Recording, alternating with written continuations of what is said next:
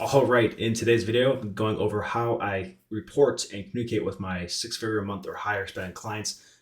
It's pretty, technical breakdown, but I also wanted to show you guys this to kind of help you understand, how simple reporting can be. It doesn't need to be a super fancy automated dashboard that literally you or the client doesn't even care about, doesn't look at.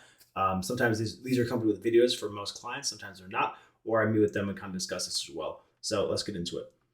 Overall, right, this is literally a report I sent over today. I redacted some information from the client side, so I'm not showing anything too personal there. But it is a lead gen clients who are currently spending about 120 to 150K a month on YouTube primarily, with a little bit of search. But this is kind of how I walk them through, and you can kind of use this reporting structure for your own clients if you like. I like it how it's very dynamic. I can add stuff easily. I can either remove stuff if it's not needed, but it kind of helps me kind of formulate stuff in a way that makes sense to the client and tells them a story, right? Both good and bad stories have to be told. So this is usually in Slack, and then again, it can be me going walking through the video for them or just kind of saying it to them, right? So I say, hey Dame, here's another weekly update. I always start off with a win, right? Always good to lay a foundational win that, it could be very small, just trying to get something to work and it worked. It could be very big, it could be a longer test that you've been running. You want to really showcase results with that, right?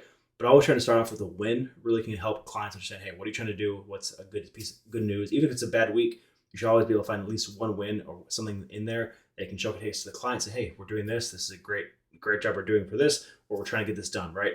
Always start off with a win, right? And for this one, it's a win. We're testing a display remarketing campaign. Cost per book call is actually less than $100 now. So again, this is something we're really trying to push is display, since we're really heavy on YouTube and search right now, mostly YouTube. Trying to see, can display remarketing be viable for us and make sure that lead quality is good, because usually display over time will optimize towards the cheapest conversion. Sometimes that could be spam leads. So making sure on the sales side we're good to go. Nothing is nothing is broken and we're not getting spam traffic there, right? Then going to performance update. This can be as detailed as the client may need. I kind of know the main metrics that this client watches, so that's why I improve this kind of stuff. So overall, week to week, I always use like a percentage here. This could be a 2-week time gap, could be a 3-week time gap, could be monthly time gap, whatever is appropriate for you and your reporting structure. Usually I do week over week. For us, right now we're kind of just maintaining through the season, so we're not really trying to push. We've been scaling recently, now we're trying to maintaining it. So overall, it did a good job. Pretty much spend the same amount, so 30K last 7 days, same amount of leads, same amount of CPL, same amount of calls, and same amount of cost per call, right? So overall, we're on goal, good to go. Now, we are trying to do a new conversion source through HubSpot, through integrations, through offline conversions. So I'm just kind of updating them here, saying, hey, this is what I'm seeing, and kind of we'll give them action items later on in this about what we're doing. And then we are starting some Microsoft ads and big ads. So that's why I put this in here as well. But this is a very small channel compared to Google Ads, about like 10% right now, what total spend is on Google. So nothing too much there. And then going to analysis, right? This is kind of where I can break down some stuff that I really think kind of my overall view of this. Kind of just, listing out the data first, but then giving them exact, what I think about it, right? So for Google Ads, steady performance and good weekly performance improvement in the top of funnel display test, right? And that's actually a mistake. That should have been top of funnel up here as well. That must have been a type of mistake. There we go. And then in Microsoft side, why did that spend decrease, right? Spend decreased by 17%, and so did it calls by 29% then, right? And the reason why is because we were testing last week top of funnel search campaigns ad spend with a CPA bidding target, right? And then doing that, Google or Bing could not spend nearly as much because it was restricted, right? So overall, that was why that decreased. Now, going into strategy and changes, right? So this is where kind of you walk them through a good win, the performance as a whole, analysis of this, and then go into strategy and changes that kind of looking at based on the data that in your analysis of it, give them the next stuff either we're working on currently or we'll be working on this week, right? Showing them what you're actively doing. Now, sometimes this could be literally, hey, we're just watching this week, right? It doesn't have to be you're doing something, but want to make sure you're kind of communicating to them, what the job of the media buyer is and what you're doing, right? Again, this kind of depends on how hands-on the client is with what you're doing. But for Google Ads, we're going to increase the top of funnel video campaigns budget by $200 a day because we're actually short of our $4,500 a day spending target. We're at about $4,300 right now. So just increasing that to make sure we're at that 4.5K a day spend.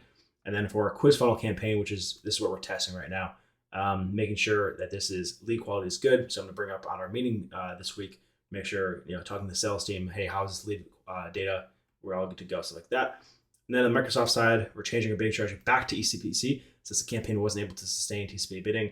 Again, this is it's only a week. However, we are in a very busy season with their season buying behavior, not Black Friday, Cyber Monday behavior, but it is very in season right now.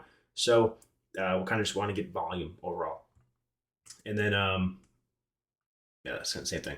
And then lastly, always questions and comments, right? So I have 2 questions I'm gonna bring up with the client this week, and I kind of want to communicate that just in case they can either let me know ahead of time and get that out of the way, or just gonna make sure they're aware of where I'm on the same page, right? So again, bring up that top of funnel display campaign, how's the lead quality, and then talk about the conversion sources, since we notice there's a little bit of a disconnect between what HubSpot is seeing versus what HireUs is seeing versus what Google's importation is seeing, right? So we have 3 different numbers we're looking at. HireUs right now is reporting truth, but we're trying to get HubSpot to be eventually our main conversion action, and that we're actually optimizing off of, because we're seeing about only 60 to 7% of tracked leads and book calls from HireUs coming back into Google after importation. And then what we think right now is because of we're going to track the WBraid versus GCLID tracking metrics, because if this is larger, then we're going to make sure enhanced conversions for leads are set up properly, and that way we can make sure that's good to go.